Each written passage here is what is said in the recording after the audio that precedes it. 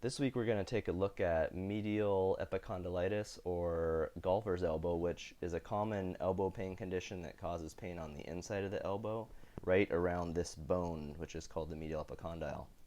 So the tendon that attaches here runs down and attaches into our wrist and finger flexors, which are on this front side of the forearm. So you can see some of the tendons, they run from the wrist and fingers.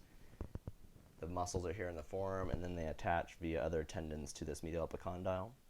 If those tendons are overstressed in activities like golf, heavy gripping activities, maybe repetitive activities like writing and typing, people can develop pain up here at the elbow and sort of a overuse condition of these medial elbow tendons. So resistance training has the best evidence for getting rid of this issue, so we're going to look at a progression of exercises that you can use to work on this at home. So you'll just find where you're at based on your pain in the progression. You wouldn't do all the exercises, you're just going to find the right one, and we'll work on loading and strengthening these tendons, and that will gradually get rid of this type of pain.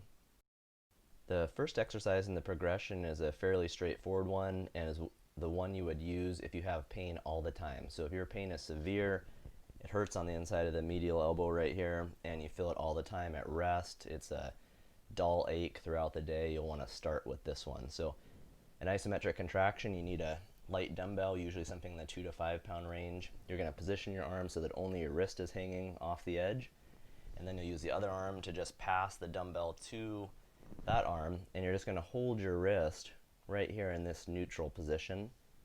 Gravity wants to pull that dumbbell down, so your wrist flexors are going to have to contract, which will put load on this tendon, and an isometric contraction like this has been shown in the research to help reduce pain. So this is a great one in the early stages if you have pain all the time at rest. You're going to do 4 to 5 reps of this, and each one you're going to hold for 30 to 45 seconds, and you're going to do it every day.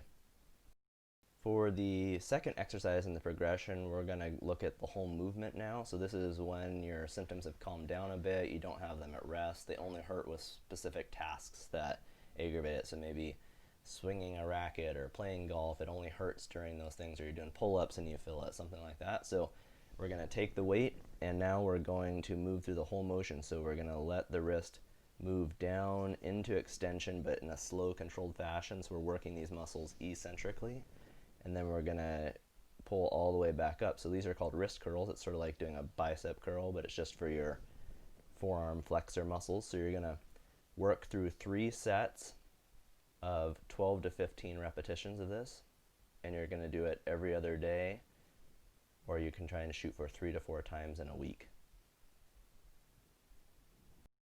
For the last exercise, this one will be the most stressful, so you'll save it for the end to really build up the capacity and strength of these muscles and tendons. This time we're going to add in the finger flexors. So the last one had just the wrist flexors. Now what we're going to do is, on the way down, you're going to open the fingers and let the weight come to the end of the fingers, which will challenge the finger muscles, and then the fingers are going to pull that weight back up, and then that will be combined back in with the normal wrist flexor curl. So again, down with the wrist. As you reach down, you're going to let the fingers straighten out as far as you can without dropping the dumbbell. And on the way up, curl the fingers and the wrist together, and that's the full movement. Again, on this one, shoot for 3 sets of 12 to 15 repetitions.